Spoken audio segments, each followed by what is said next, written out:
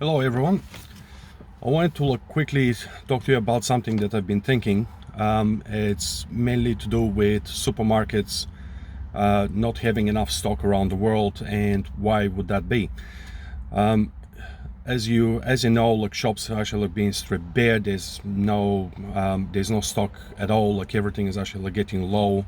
Everybody's panicking, but although every shop is actually saying do not panic, we have plenty of stock, but then the stock is not actually making it to the shelf, or there's only such a small quantities that make it to the shelf that they get snapped up right away by everyone, and it creates even a bigger shortage, which actually fuels panic for people to actually queue up in the front of the shops and just get everything as quickly as it comes in.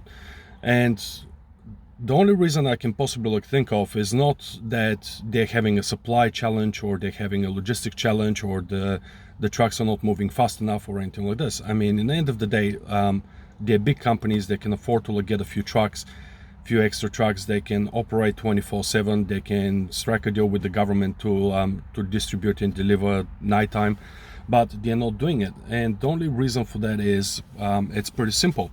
If they meet the demand of people in terms of buying, they will pretty much, it will create the same curve. If you plot all their sales on an Excel spreadsheet, it will create the same curve as what coronavirus is doing right now for infected cases, deaths, and so on. So what the shop's actually trying to do is to create a sort of a mass increased purchase, but to try and smooth the curve, or flatten the curve to a point where the increased purchase, the increased revenue is continuing for a period of time, rather than having a really big spike in purchases and then having a next to no sales for the next few months.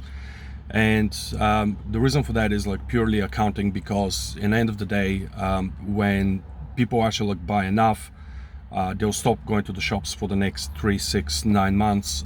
They'll stay at home, and this will affect the company's share prices. It will affect jobs of people. It will affect the ledger. It will affect pretty much any indicator of how the company is making money. Of course, this in turn will actually prompt the CEO to ask the questions: why we're not selling enough? How can we improve it? And pretty much the coronavirus will be forgotten, or it will not be enough good enough excuse, and this will actually cascade further down to the managers, who will be trying to push people to they'll push the shops to sell more, and this will create a negative business environment for the big shops such as Coles, Pak'nSave, Woolworths, Countdown, etc. So it's a very simple reason, and that is the shops just want to create a steady stream of sales.